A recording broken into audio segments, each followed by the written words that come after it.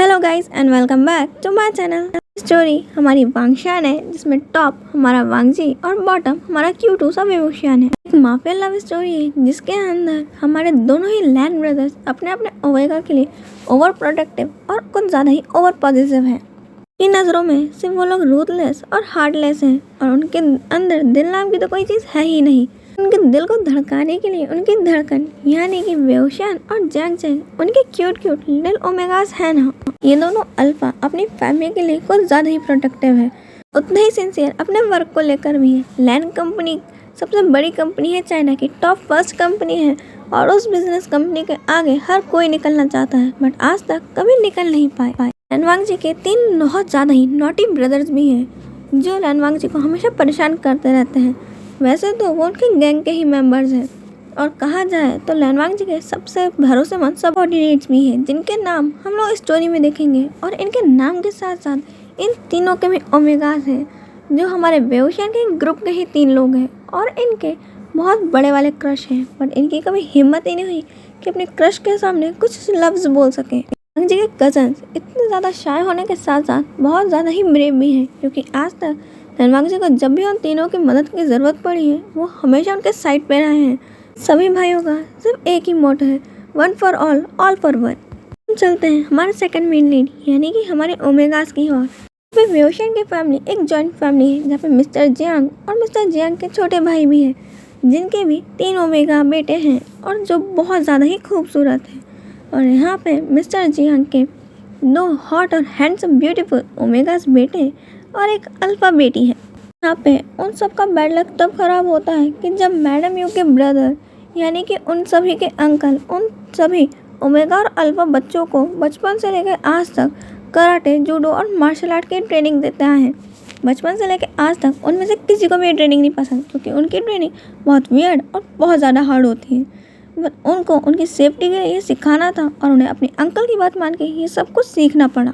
वेओशान को फोटोग्राफी बहुत ज़्यादा पसंद है और वेओशान एक एनिमल लवर है। वेओशान, जैंग जैंग और उन तीनों ओमेगास को बास्केटबॉल खेलना बहुत ज़्यादा ही पसंद है। पाँचों ही अपने बास्केटबॉल टीम के स्कूल के बहुत अच्छे प्लेयर्स हैं और वेओशान उन सबका कैप्टन है। वेओशान, जैंग जैंग और ये हमारे cute little 3 omegas school going students हैं। स्टोरी का नाम आप लोग मुझे सजेस्ट कर सकते हैं, तो हम हमारी स्टोरी की तरफ अब आगे बढ़ते हैं। एक रूम में एक कैंडल जल रहा था और एक पर्सन अपने हाथ में एक ब्यूटीफुल सा रोज लेके बैठा हुआ था और वो पर्सन उसकी एक एक ना पत्ती को निकाल के तोड़ के फेंके जा रहा था। लास्ट पत्ती जब बचती है तो कहता है कि ओह तुम्हारा बैड लक, अब तुम्हें मरना पड़ेगा। ये बात सुन के उस पर्सन के सामने जो पर्सन नील डाउन था वो डर जाता है और घबराने लगता है और उस पर्सन से माफ़ी मांगने लगता है। कहता है कि सर मुझे इस बार माफ़ कर दीजिए, मैं ऐसी गलती अब वापस कभी नहीं करूँगा, सर प्लीज़ मुझे माफ़ कर दीजिए। वो पर्सन कहता है कि इस समय इस गलती की कोई माफ़ी नहीं है, तुम जानते हो कि मैंने तुम्हारी कितनी गलतियों को माफ़ किया है, पर तब भी तुम बार बार यही गलती करते हो। तुम चाहते तुम उसे उस समय मार सकते थे, तुमने उस वांग जी को उस समय क्यों नहीं मारा। वो पर्सन कहता है कि सर मैं ऐसा नहीं कर सकता था, वो हमारे प्लान के बारे में जानता था और अगर मैं उस समय उसे मार देता तो वो मुझे गद्दार समझ के मेरे को उसी समय मार सकता था। वो पर्सन कहता है तो अभी तुम्हें क्या लगता है कि मैं क्या करूँगा, और ये कह के उस पर्सन को शूट कर देता है। उस पर्सन के सीधे सर के बीचों बीच गोली लगती है और आर पार हो जाती है और उस पर्सन की स्पॉट डेड हो जाती है। स्पॉट पे ही ख़त्म हो गया था। वो पर्सन कहता है कि आओ और इस कचड़े को यहाँ से लेकर जाओ, पता नहीं मैं ऐसे घटिया लोग हायर ही क्यों करता हूँ। कहते हुए पर्सन अपने सामने की हर चीज़ को तोड़फोड़ करने लगता है और उसका मोबाइल में कॉल आता है। उस कॉल को उठाने की जगह मोबाइल लेता है और उसे भी फेंक के तोड़ देता है। उतने में उसके सर के पीछे कोई गन पॉइंट करता है। वो पर्सन पीछे मुड़ता है तो देखता है कि वहाँ पर लैनवांग जी अपने ब्लैक कोट में उसके सर के ऊपर गन पॉइंट करके खड़ा हुआ है। लैनवांग जी बहुत ज़्यादा हैंडसम लग रहा है, बट लैनवांग जी के फेस पे और उस ब्लैक कोट में बहुत ज़्यादा ब्लड के स्टेन है। और लैनवांग जी उस पर्सन को घूरते हुए कहता है तुम मुझे अपने ये छोटे मोटे गिफ्ट्स को भेजना अब बंद भी कर सकते हो, कब तक ये छोटे छोटे चाल चलते रहोगे। वो पर्सन कहता है कि तुम जब जानते हो कि ये मैंने किया है तो तुम इसको जानते हुए भी क्या कर सकते हो। तुम अभी नए नए हो और तुम कुछ भी नहीं कर सकते हो, तुम कोई माफिया किंग नहीं हो। लैनवांग जी कहता है कि मैं हूँ या फिर क्या नहीं हूँ, ये बात मुझे तुम्हें बताने की कोई ज़रूरत नहीं है। अपने पीछे अपनी गन ढूंढ रहा था। रणवंश जी कहते हैं कि क्या ढूंढ रहे हो, इसे ढूंढ रहे हो। और यह कहते हुए उसके गन उसके सामने फेंकता है। वो पर्सन उस गन को उठाता है बट उसके अंदर कोई बुलेट सी नहीं थी। वो चाह के भी रणवंश जी भी शूट नहीं कर पा रहा था। उसने 3-4 बार ड्रैगर की ट्रिंग ट्रिंग दबा दी थी बट अभी तक एक भी गोली शूट नहीं हुई। वो पर्सन अब उस गन को भी फेंक देता है और रणवंश जी के ऊपर एक पंच मारता है। रणवंश जी उस पंच से डॉज कर लेता है और उस पर्सन को खींच के एक बहुत तेज से पंच मारता है जिससे वो दूर गिरता है और उसके लिप्स के कॉर्नर से ब्लड आने लगता है। और रणवंश जी अपने गार्ड से कह के उसे पकड़वाता है और फिर उस पर्सन के सामने जाके चेयर पे बैठ जाता है और उस पर्सन के हाथ पैर पकड़ के उनके गार्ड उसको नील डाउन करके रणवंश जी के सामने सर झुका के रखे हुए थे। वो सर नहीं झुका रहा था तो उसको इतना ज़्यादा मारा गया था कि उसके पूरे फेस से ब्लड आ रहा था। उस पर्सन का फेस पूरी तरीके से ब्लड से कवर और पूरे फ्लोर पे ब्लड ही ब्लड फैला हुआ था। पर्सन कहता है कि तुम जानते हो कि मैं किसका बेटा हूँ और मेरे फादर तुम्हें छोड़ेंगे नहीं। रणवंश जी कहता है कि तुम्हें नहीं लगता कि तुम अपने फादर के बलबूते पे ज़्यादा उड़ रहे हो। पर्सन कहता है कि मेरे फादर जो राव है वो तुझे जिंदा नहीं छोड़ेंगे। हंसते हुए कहता है कि अच्छा तुझे ऐसा लगता है। और वो हंसते हुए अपने मोबाइल में एक वीडियो दिखाते हैं जिसमें वैन राव को बहुत ज़्यादा ही लैंस चैन ने मारा हुआ था और वो बस मरने की कगार में थे और उसको और भी ज़्यादा लातों ही लातों से मारा जा रहा था। जहाँ पे लैंस चैन के सभी गार्ड्स उन्हें बहुत ज़्यादा ही मार रहे थे। जहाँ पे वो भीख मांग रहे थे कि उन्हें ना मारा जाए। वो बहुत ज़्यादा ही पेन में थे बट तब भी उन्हें उतना ज़्यादा मारा जा रहा था और पूरे फ्लोर पे भी ब्लड फैला हुआ था। वो वीडियो देखने के बाद वो पर्सन कहता है कि डैड डैड। पर्सन अब रणवंश जी के ऊपर चिल्लाते हुए कहता है कि तुम मेरे डैड के साथ ऐसा कुछ नहीं कर सकते, तो हम में से किसी के साथ ऐसा कुछ नहीं कर सकते। रणवंश जी कहता है कि मैं क्या कर सकता हूँ और क्या नहीं वो तुम देख चुके हो। वो पर्सन कहता है कि मैं तुम्हें ज़िंदा नहीं छोड़ूंगा और ऐसा कहते हुए वापस रणवंश जी के पास आने लगता है बट रणवंश जी कहता है कि मैं तुमसे अब बोर हो गया और ऐसा कहते हुए उस पर्सन को शूट कर देता है। और उसको शूट करने के बाद उसकी एक पिक क्लिक करके वो लैंस चैन के साथ सेंड कर देता है। वो पिक लैंस चैन अपने गार्ड्स को रुकते हैं और अब उस के फादर को दिखाते हैं। अपने बेटे को मरा हुआ देख के वो ये सदमा सह ही नहीं पाते और वो फ़ोटो अपने हाथ में पकड़ के वो उनका मोबाइल देखने लगते हैं और कहते हैं कि ये झूठ है, ये तुम नाटक कर रहे हो, ये फ़ोटो हो ही नहीं सकती, ये एडिट है। वो कहते हैं तुम्हें लगता है कि इतनी जल्दी कोई एडिट होगी और मुझे इस फालतू एडिट्स की कोई ज़रूरत नहीं है। तुम चाहो तो मैं तुम्हारे लिए तुम्हारे बेटे की लाश ला सकता हूँ या फिर मैं तुम्हें उसके पास पहुँचा सकता हूँ। बट वो शायद किसी और से ही बातें कर रहे थे। इतना सदमा वो झेल ही नहीं पाए और उस पर्सन के डैड भी उसी समय मर जाते हैं। चैन अब वहाँ से चले जाते हैं, अपने गार्ड से कहते हैं कि इन्हें डिस्पोज कर देना। और ऐसा कहते हुए वो अपना हाथ एक टिश्यू पेपर से साफ कर रहे थे जिसमें बहुत ज़्यादा ही ब्लड लगा हुआ था और उसे फेंकते हैं डस्टबिन में। और अब वहाँ से वो लोग अपने लैंड मैंशन पहुँचते हैं। ऐसे ही रणवंश जी और लैंस चैन अपनी अपनी कार से उतरते हैं तो वो दोनों देखते हैं कि उनके घर में बहुत ज़्यादा डेकोरेशन चल रहा है और इतना ज़्यादा डेकोरेशन हो रहा है और ना ही आज किसी का बर्थडे है ना किसी की मैरिज एनिवर्सरी। आखिर है क्या आज लैंड मैंशन में? क्या कोई बिजनेस पार्टी है? बट उन्हें अच्छे से याद है कि कोई बिजनेस पार्टी भी नहीं है। और वो लोग अपने फेस को एक बार मिरर में चेक करते हैं और जो ब्लड थोड़ा बहुत लगा था उसे क्लीन करते हैं और अब वो अंदर जाते हैं। फिर जाके वो देखते हैं कि उनके वॉल पे बहुत बड़े बड़े अक्षरों में लिखा हुआ था कि वेलकम बैक।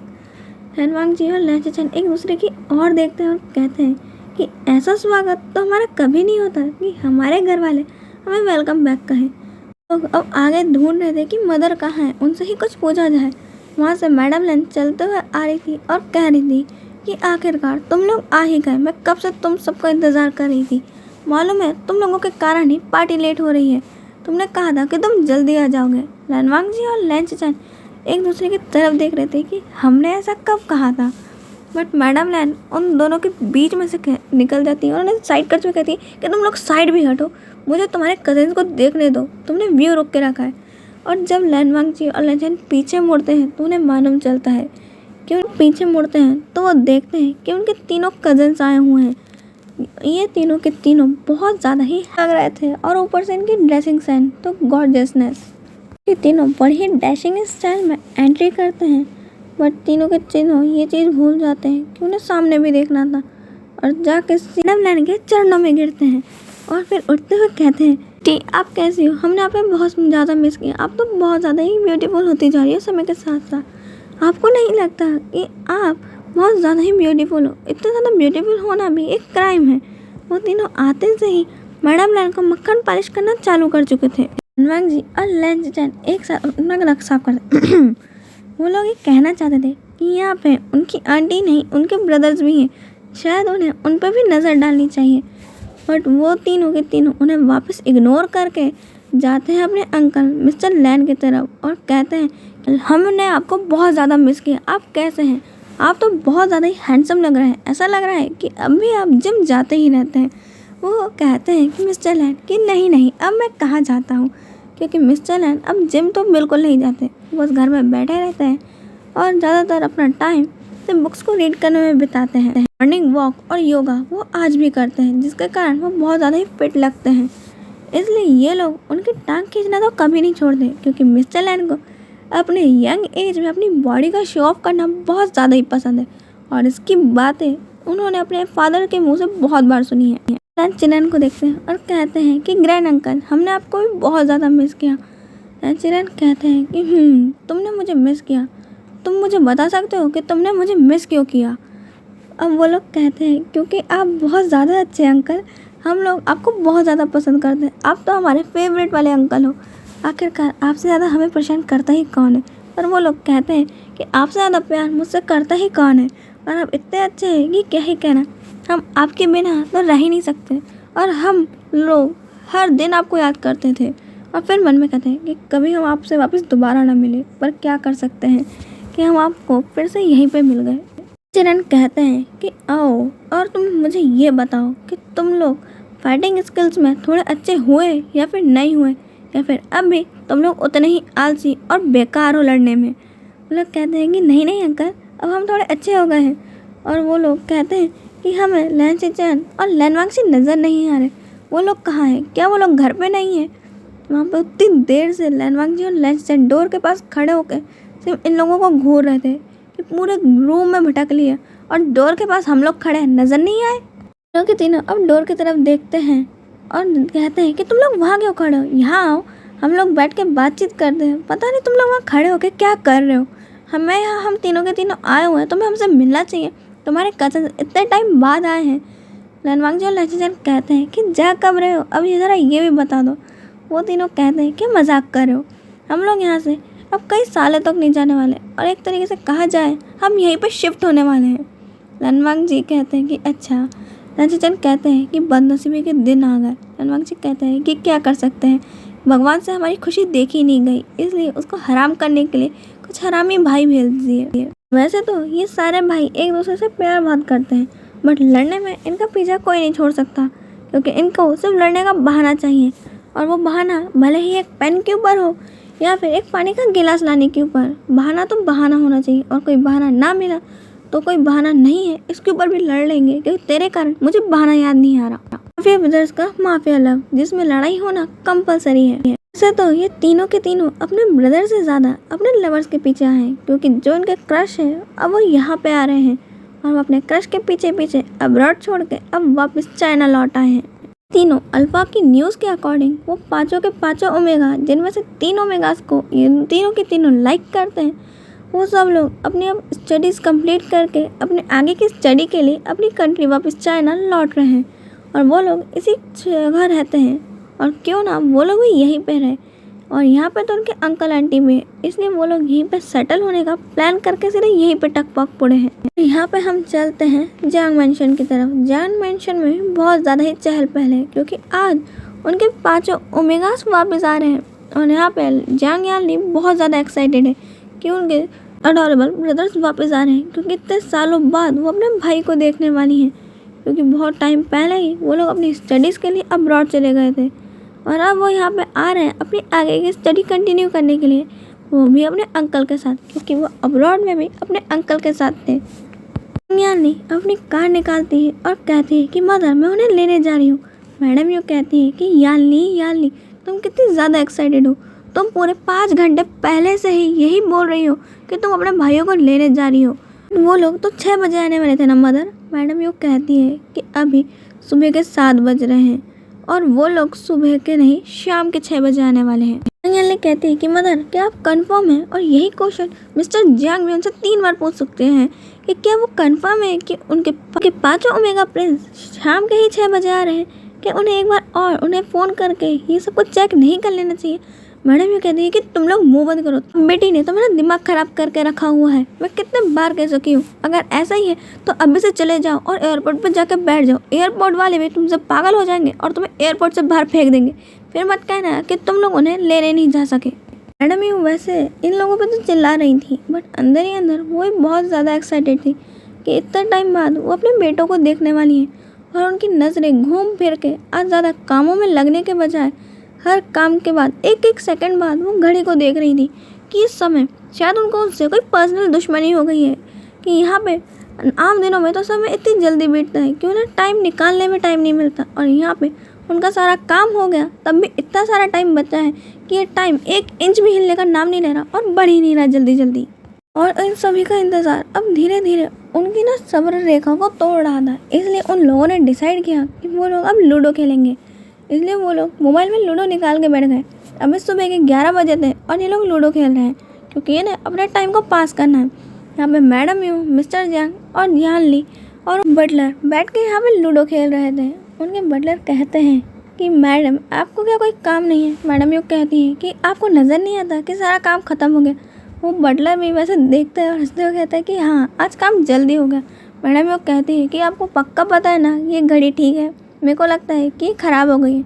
वो बटलर कहता है कि मैडम मैंने इसे 3 बार चेक कर चुका हूँ और आप कहें तो मैं चौथी बार फिर से चेक कर देता हूँ, ये घड़ी बिल्कुल ठीक है। और ये वो लोग लूडो को खेलना स्टार्ट करते हैं। यहाँ पे मिस्टर जियांग और यान ली ने तो टीम अप कर लिया था। वो लोग ले दे के मैडम यू की ही गोटी के पीछे पड़ गए। मैडम उनसे कहती है कि तुझे को मैं छोड़ूंगी नहीं, क्या मैं घर में खाना नहीं देती हूँ जो सिर्फ मेरी ही गोटी मिलती है जो खाते रहते हो? वो लोग कहते हैं कि क्या करें, तुम्हारे खाने के बाद हमारे पेट में थोड़ी जगह बच गई थी डेजर्ट की, इसलिए तुम्हारी गोटियाँ खा रहे हैं। मैडम कहती है कि डेजर्ट में मेरे पास बेलन भी है, वो खाना पसंद करोगे? वो लोग कहते हैं कि नहीं नहीं हमारा पेट भर गया डार्लिंग। और जांग याली कहती है कि नहीं माय स्वीट मदर, आपकी इतनी बातें ही स्वीट होती हैं कि मुझे और किसी चीज़ की ज़रूरत ही नहीं है। लोग लूडो खेल रहे थे और उनका लूडो का गेम भी ओवर हो जाता है और जब वो घड़ी की तरफ देखते हैं तो सिर्फ 11:30 हुए हैं। ये टाइम है बढ़ ही नहीं रहा। इसको लगता है कि मैडम यू की डांट खानी है। मैडम यू सोचती हैं क्यों ना वो उनके रूम को ही जाके डेकोरेट कर लें। और वो कहती है कि तुम लोग ही खेलो, अब मैं चली। और जाके वेओशियान, जियांग चैंग और उन तीनों ओमेगास के भी रूम को डेकोरेट कर देती हैं। उनके हिसाब से हर चीज़ को उस जगह पर रख देती है जैसे उन्हें पसंद है।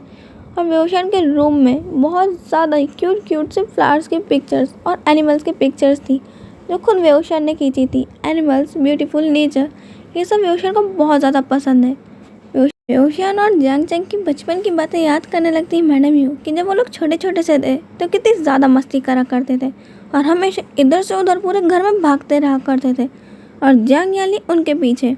यहाँ पे तीनों भाइयों बहनों की वो सारी यादें याद कर रही थी क्योंकि जब वेओशियान और जियांग चैंग सिर्फ 10 साल के थे वो लोग अपनी स्टडीज़ के लिए अब्रॉड चले गए थे अपने अंकल के साथ। यहाँ पे चाइना में कुछ ऐसा मैटर हुआ था जिसके कारण मैडम यू वेओशियान को उन सब चीज़ों से बाहर लाना चाहती थी। वो नहीं चाहती थी कि वेओशियान के ऊपर इसका कुछ गलत असर पड़े, इसलिए उन्होंने वेओशियान, जियांग चैंग और उन तीनों ओमेगास को भी वेओशियान के साथ अब्रॉड भेज दिया ताकि वहाँ पे वेओशियान अकेला फील ना करे और वो इन सभी चीज़ों से ओवरकम हो सके।